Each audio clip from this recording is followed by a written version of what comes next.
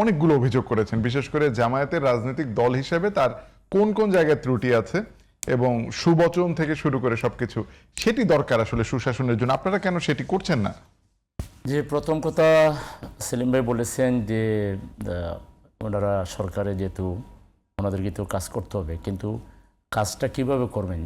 ইশতেহারে যেভাবে বলেছেন এইভাবে না, পাশ করার পরে আর ইশতেহারের ফলো করার দরকার নেই। এটা হলো কথা। সংবিধান সংস্কার কমিশন গঠন করবেন, এক নম্বর হলো ইশতেহারের কথা। এখন সংশোধনে চলে আসছে। এই যে বিচ্যুতিটা রাজনৈতিক নেতৃত্বের বা বিশেষ করে প্রশাসন সরকারে যারা আছেন, জনগণের সাথে অঙ্গীকারকে যেভাবে বেমালুম বলে যাওয়া, এইটাই জনগণকে আহত করে। তারপর আরও কয়েকটা আমি বললাম, স্থানীয় প্রশাসক সিটি কর্পোরেশনগুলোতে বা স্থানীয় সরকারে প্রশাসক দেবেন না, নির্বাচন হবে, কোনো খবরই নেই। এখন সব প্রশাসক দিয়ে বসে আছেন। এই কয়েকদিন আগে যে গতকালকেও যে নিয়োগগুলো হলো, কয়েকটা তো বললামই সব। তো সেই জন্য ওনাদেরকে অনুরোধ করব যে ইশতেহারটা ফলো করেন। ইশতেহারে যা বলেছেন, আপনাদের ইশতেহার দেখে তো লোক ভোট দিয়েছে নাকি? আপনারা ইশতেহারে যেসব ওয়াদা করেছিলেন এটাই তো মানুষ ভোট দিয়েছে। এখন ভোট পাওয়ার পর আর ইশতেহারকে আপনি ছুঁড়ে মারবেন, এটা তো হইতে পারে না। আমরা বিএনপির কাছে অনুরোধ করবো যে ইশতেহারের ভিত্তিতে চলার জন্য।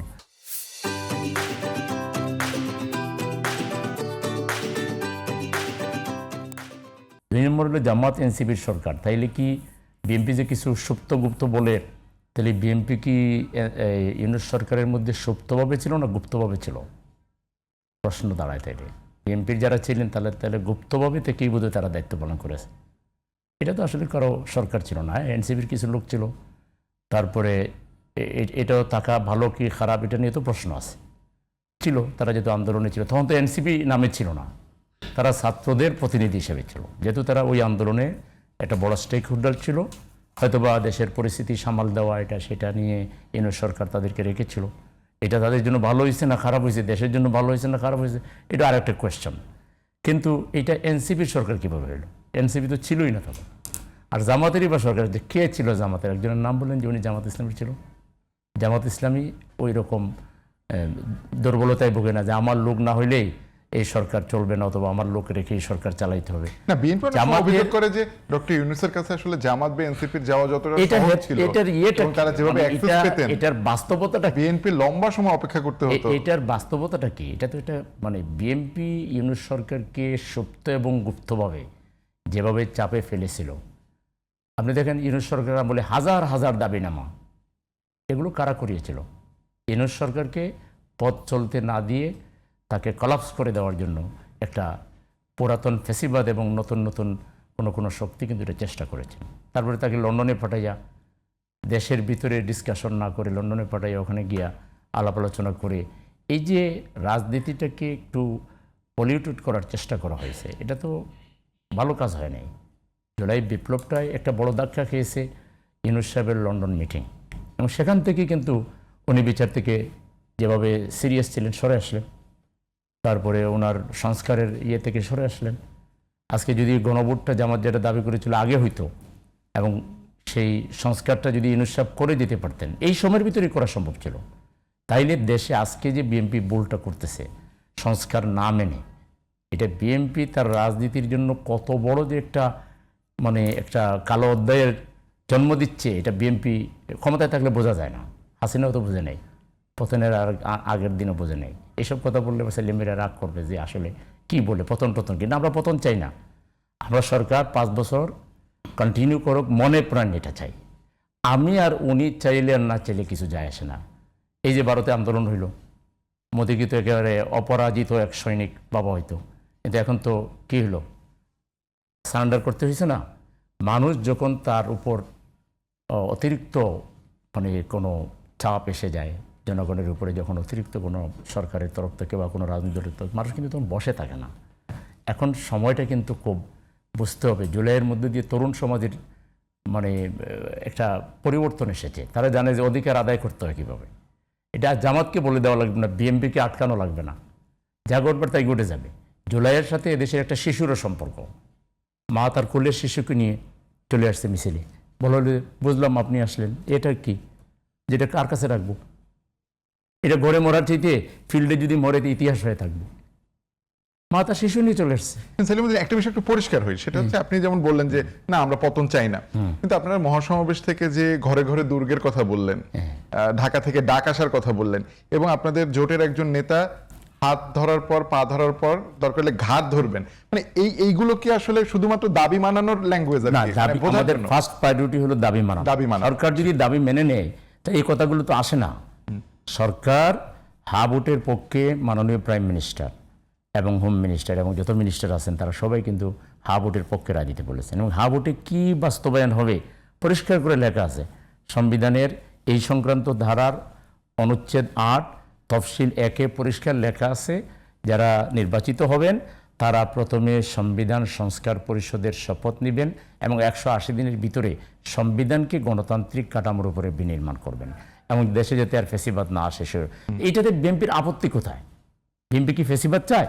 পরিষ্কার করে বলুক। যদি সংবিধান গণতান্ত্রিক কাঠামোতে আসে, সবাই মিলে যদি সংবিধান সংশোধন করা হয়, তা সংস্কার করা হয়, তাইলে বিএনপির অসুবিধাটা কোথায়? বিএনপিটা ক্লিয়ারলি জাতিকে বললেই তো হইল, যেটা আমরা সবাই একমত। এখন ভিন্ন ভিন্ন ব্যাখ্যা দিয়েছেন কিন্তু ওনাদের পক্ষ থেকে। মাননীয় হোম মিনিস্টার বলেছেন যে আমরা ওই সময়টা না মানলে আসলে নির্বাচন হতো না। তাহলে ওনাদের কাছে ছিল যে কোনো মূল্যে নির্বাচন। আমরা তো সেটা চাইনি, আমরা চেয়েছি অবকাঠামোগত সংস্কার, সাংবিধানিক সংস্কার, এবং আমরা চেয়েছিলাম যে ইলেকশনটা হা ভোট না ভোটটা আগে হোক। আগে হইলে ইউনিট সরকারি যেহেতু উনি ইন্টারিম গভর্নমেন্টের দায়িত্ব নিয়েছেন, 3টা মেইন এজেন্ডা: নির্বাচন, সংস্কার, বিচার। তো সংস্কার আর বিচারটা যদি উনি শেষ করে যেতে পারতেন এই সময়ের ভিতরেই, আরও অগ্রসর করে যেতে পারতেন এবং এরপরে নির্বাচনটা হইতো, তাহলে কিন্তু আজকে বিএনপির এই দায়টা নিতে হইতো না। সেটা হয়নি আসলে বিএনপির অসহযোগিতার কারণে। অসহযোগিতার কারণে বিএনপি তো পুরো ঐক্যমত কমিশনে শুধু নোট অফ ডিসেন্ট, শুধু সময় ক্ষেপণ, শুধু আলোচনা লম্বা করা, শুধু বক্তব্য উপস্থাপন করা, করতে করতে করতে করতে করতে শেষে তারাই বলেছেন, তারা দাবি করেন, বিএনপির একজন ওখানকার যিনি প্রতিনিধিত্ব করতেন মাননীয় হোম মিনিস্টার, তিনি দাবি করেন যে আমি তো হানা ভোটের প্রস্তাব দিয়েছি, যে ঠিক আছে আমাদের এত বিতর্ক দরকার নেই, জনগণের কাছে পাঠাই দিয়ে জনগণ যেটা বলবে সেটাই। এটাই সঠিক। পিপল উইলটাই হলো মূল সংবিধান। আর্টিকেল 7(2)-তে আছে, পরিষ্কার দেখেন যে জনগণের ম্যান্ডেটই হচ্ছে চূড়ান্ত, এর উপরে কোনো সংবিধানই নাই। তো জনগণ বলছে আমাদের সংবিধান সংস্কার করতে হবে, এখানে আপনার অত ব্যাখ্যা টেকে দেওয়ার দরকার কেন? এইসব অতি ব্যাখ্যা তো দিত তো শেখ হাসিনা, দিয়েই তো বিপদে পড়লো। এখন আমরা এই কথাগুলো যখন বলি, শেখ হাসিনা যখন তুলনা করি, তখন ওনারা মাইন্ড করেন যে আমরা শেখ হাসিনার সাথে কেন তুলনা। ভাই একটা উদাহরণ সামনে আছে, আমরা এর চাইতে তাজা উদাহরণ আর কোথায় পাবো? আচ্ছা, সেই জন্য এই যে ওনারা আরো কয়েকটা কথা আমাকে বলতে হবে। ইসলামী ব্যাংককে আপনি, আমার ভাইকে আমি চ্যালেঞ্জ করছি, 60% লোক সাধারণ, জামাতের কোনো লোক না, সাধারণ লোক। এখন একটা ব্যাংক পরিচালনার নিজস্ব নিয়মকানুন আছে এবং এটাকে কন্ট্রোল করে বাংলাদেশ ব্যাংক, যে গভর্নমেন্ট থাকে সেই গভর্নমেন্ট। এতগুলো গভর্নমেন্ট, বিএনপি গভর্নমেন্ট আগে ছিল না, বিএনপি গভর্নমেন্টের আমলে এটা ছিল না, বেগম খালেদা জিয়ার আমলে এটা ছিল না। এই প্রশ্নকে বিএনপি তুলেছে, বেগম খালেদা জিয়া তুলেছেন। আজকে এসে কেন ইসলামী ব্যাংকের উপরে হামলা করতেছেন? এই প্রশ্নগুলো এখন কেন করতেছেন? তাহলে আগে তদন্ত করেন। আমি চ্যালেঞ্জ করতেছি, 60% সাধারণ লোক এখানে আছে এবং বাকি যে 40% আসছে তারা ব্যাংকের ক্রাইটেরিয়া যদি জামাত হয়েও যায়, যদি জামাতের মানুষ 40% চাকরি পেয়ে যায়, কথার কথা আমি বলছি, আমি বলতেছি না যে 40% মানুষ জামাত করে, কিন্তু যদি সেটা জামাত বাবাপন্ন হয়, তার দোষটা কোথায়? এই জন্য ব্যাংকটাকে খেয়ে ফেলবেন, গেলে ফেলবেন, এস আলমকে দিয়ে দিবেন। ইসলামী ব্যাংকের গায়ে হাত দিয়ে বিএনপি 2টা বড় ভুল করতেছে, একটা ইসলামী ব্যাংক আর একটা হলো জুলাই সংস্কার পরিষদ গঠন না করে বিএনপি জনগণের কাছে যে কি পরিমাণ মানে তাদের কমিটমেন্ট দুর্বল হয়ে যাচ্ছে এবং তারা যে কি পরিমাণ অসুবিধার মধ্যে পড়বে তাদের বন্ধু হিসাবে বলতেছি। আমার ভাই একসাথে আমরা রাজপথে আন্দোলন করেছি, সময় কোনো এমপি, আমি বাইরে আছি, আমরা একজন সাধারণ মানুষের পক্ষ থেকে বলতেছি, পার্টির আমি বলতেছি যে আপনারা জুলাইকে মুখে অক্ষরে অক্ষরে না বলে কার্যে অক্ষরে অক্ষরে বাস্তবায়ন করেন, বিএনপি হিরো হয়ে যাবে।